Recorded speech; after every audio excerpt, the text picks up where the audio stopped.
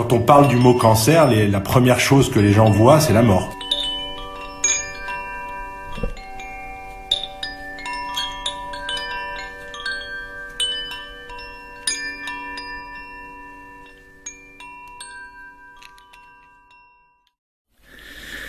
Alors, qu'est-ce que c'est que le cancer?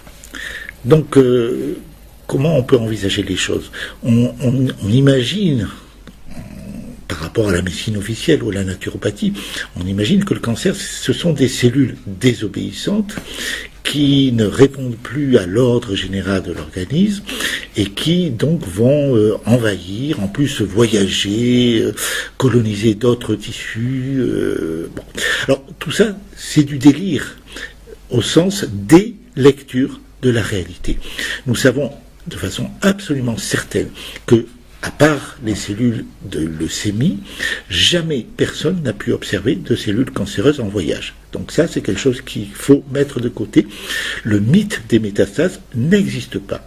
Et je vais vous expliquer donc comment ça fonctionne. Donc ce qu'il faut bien comprendre, c'est que nous vivons en permanence des émotions. Ces émotions sont gérées par le cerveau.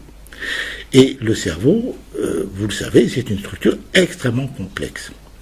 Donc il faut savoir que les sensations, les informations sensorielles qui parviennent au cerveau sont filtrées préalablement par une zone du cerveau particulière qui se trouve au centre du cerveau, qui s'appelle le cerveau limbique. Donc ça veut dire quoi? Ça veut dire que quand vous avez un spectacle devant les yeux, avant de parvenir à la zone occipitale du cortex qui gère et qui intègre l'information visuelle, ça transite par ce fameux cerveau limbique qui prend en charge la dimension émotionnelle correspondante et qui normalement a la capacité de gérer cette dimension, de digérer en quelque sorte cette dimension émotionnelle. Dans certaines situations, les émotions sont d'une telle violence, sont tellement inattendues, absolument imprévisible, que ce cerveau limbique est incapable de gérer cette situation. Dans ce cas-là, il est débordé en quelque sorte, et l'orage, ça crée une forme d'orage émotionnel considérable qui va envahir la totalité du cerveau.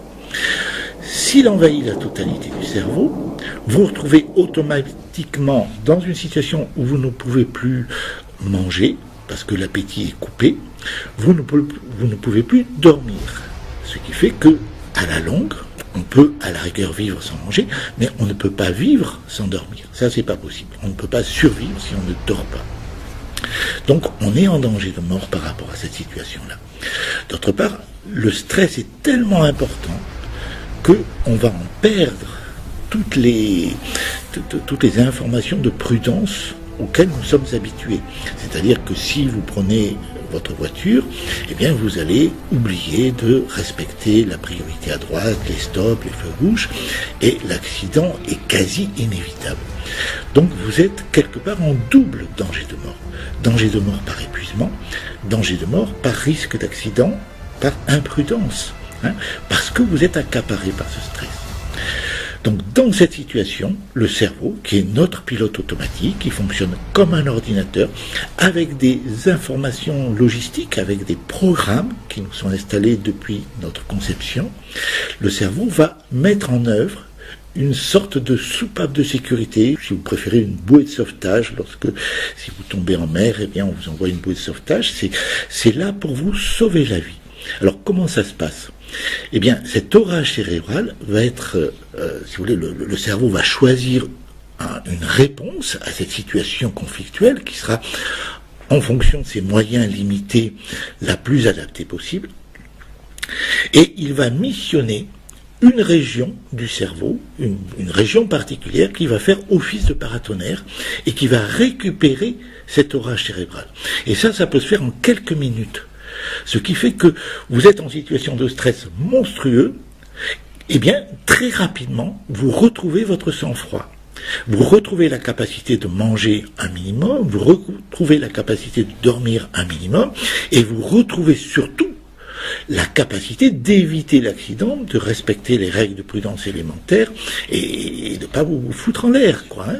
Donc ça, c'est extrêmement important.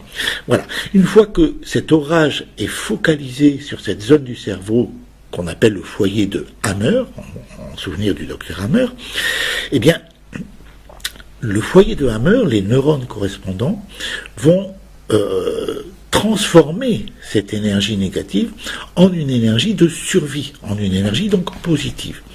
Et ils vont envoyer cette énergie négative à un organe précis qui va répondre, autant que faire se peut, à la situation de stress de la façon la plus intelligente possible.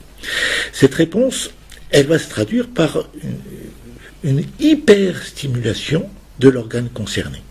Et cet organe concerné, selon le cas, va soit construire une tumeur qui a un fonctionnement turbo. Prenons l'exemple par exemple d'un cancer en masse de l'estomac. Ça arrive, des cancers, ça ressemble un peu à un chou-fleur à l'intérieur de l'estomac. Ah, elle a appuyé sur la touche. C'est excellent. Elle appuie sur la touche qui allume le piano. Pas un petit coupure ou pas. Donc le cancer turbo de l'estomac.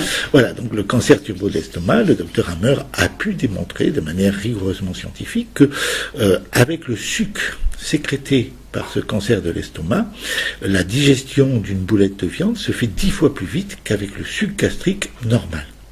Donc c'est quelque part, il y a cette hyperstimulation déclenche la construction de la tumeur et son fonctionnement en mode turbo, c'est-à-dire en mode hyper efficient. Et c'est ça qui est important. Ce n'est jamais pour nous faire du mal, c'est toujours pour nous sauver la vie, pour nous permettre de survivre. Alors là, je prends l'exemple du cancer